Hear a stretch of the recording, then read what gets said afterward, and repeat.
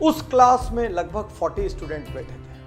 अचानक एक स्टूडेंट खड़ा हुआ और उसने बहुत घबराते हुए प्रोफेसर से कहा, सर मेरे पिताजी ने मेरे इस बर्थडे पर मुझे बहुत कीमती घड़ी गिफ्ट में दी थी, सर वो घड़ी अभी किसी ने चुरा ली। तो प्रोफेसर ने अचरज से कहा, अभी कैसे चुरा लेगा? बोले सर अभी जो 5 मिनट का ब्रेक हुआ था उसमें मैं अपनी घड़ी अपने टेबल पर रख के गया था और उसके बाद से वो घड़ी नहीं मिल रही है। प्रोफेसर ने कहा, उसके बाद कोई भी इस क्लास से गया और आया नहीं है, इसका मतलब जिसने भी घड़ी उठाई है वो इसी क्लास में है। प्रोफेसर के मन में विचार आया कि इन लोगों को एक दूसरे के बारे में पता नहीं लगना चाहिए कि किसने घड़ी चोरी की। और प्रोफेसर ने कहा, सब लोग अपनी अपनी आंख में काली पट्टी बांध लो। और सब ने काली पट्टियां बांध ली, लाइन से खड़े हो गए।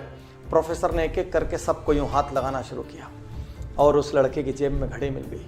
प्रोफेसर ने चुपचाप घड़ी निकाली, घड़ी निकाल के जो मालिक था मुस्कुराते हुए उसके हाथ में दे दी और क्लास नॉर्मल चलने लगी, किसी को नहीं पता चला।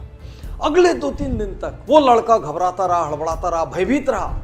उसको डर था मेरी बात आज खुल जाएगी, मेरा राज आज खुल जाएगा, लेकिन किसी को पता नहीं चला। धीरे धीरे वो सब कॉलेज से निकल गए।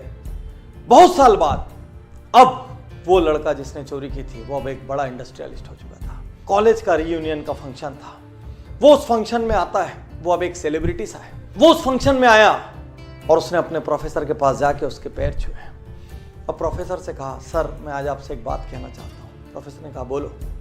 उसने कहा, सर मेरे जीवन पे आपका बहुत बड़ा कर्ज है, यदि आज मैं जिंदा हूँ तो आपके कारण हूँ। प्रोफेसर ने बोला, ऐसा क्यों? उसने कहा, सर आपको याद नहीं होगा, एक बार आपकी क्लास में एक घड़ी चोरी हुई थी और आपने सबकी जेब चेक की थी और मेरी जेब से वो घड़ी मिली थी, लेकिन सर आपने उस दिन वो बात किसी से नहीं की। मैंने निर्णय लिया था यदि उस दिन ये बात सबको पता लगी तो मैं सुसाइड कर लूँगा। सर आपने मुझे माफ़ कर दिया, उस दिन आपने मेरी इज्जत रख ली, उस दिन आपने मेरी सेल्फ रिस्पेक्ट रख ली।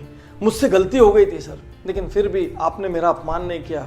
आज मैं जहाँ भी हूँ सर उस लेसन की वजह से, मैं यदि जिंदा हूँ सर तो आपकी वजह से। और प्रोफेसर कहता है, अच्छा वो तुम थे क्या? तो लड़के ने अचरज से कहा, मतलब? बोले, उस दिन मैंने तुम सबकी आंखें तो बंद कराई थी, लेकिन साथ साथ मैंने अपनी आंखों में भी पट्टी लगा ली थी ताकि मुझे भी नहीं पता चले मेरे कौन से स्टूडेंट ने ये काम किया है। मैं नहीं चाहता था मेरे अपने किसी स्टूडेंट की वैल्यू मेरी नज़रों में हल्की हो या मैं किसी के साथ दुर्व्यवहार करूं। ये सुनते ही वो लड़का जो अब एक नामी इंडस्ट्रियलिस्ट था, उसकी आंखों में आंसू आ गया और वो प्रोफेसर के गले लग के 2 मिनट तक रोता रहा। यही तो अद्भुत महानता है, किसी की गलती पता चलते हुए भी माफ कर देना, किसी को इग्नोर कर देना, उसको उसकी सेल्फ रिस्पेक्ट बचाने का मौका दे देना, पता होते हुए भी कि ये कल्प्रिट है, उस वक्त जाने देना ताकि उसको सुधरने का अवसर मिल सके, अपना चेहरा ऊंचा करके चलने का अवसर मिल सके। आज के इस युग में जहां हर व्यक्ति किसी न किसी की गलती ढूंढ रहा है, परिवार में माँ बाप की गलती, भाई की गलती, जीवन साथी की गलती, ऑफिस में बॉस की गलती, कलीग्स की गलती, कुछ और नहीं हुआ तो देश की गलती, समाज की गलती, राजनीति की गलती, सरकार की गलती, सबकी गलती ढूंढ रहे हैं। ऐसे में क्या हमको ऐसे लोग नहीं चाहिए जो एक दूसरे को माफ कर सके? माफ करना और माफी मांगना ये कायर नहीं कर सकते, ये शक्तिशाली लोगों का काम है। साथियों, इस कहानी ने मुझे इतना इंस्पायर किया। एक प्रोफेसर जो ये नहीं चाहता कि उसका स्टूडेंट उसकी नजरों से गिरे, जो ये नहीं चाहता कि उसका स्टूडेंट किसी और की भी नजरों से गिरे, क्या ऐसे लोगों की समाज को जरूरत नहीं है? जहां पर हम लोगों की गलतियां होने के बावजूद उनको इंसान मान के, उनको मिट्टी का पुतला मान के उनको माफ कर सके।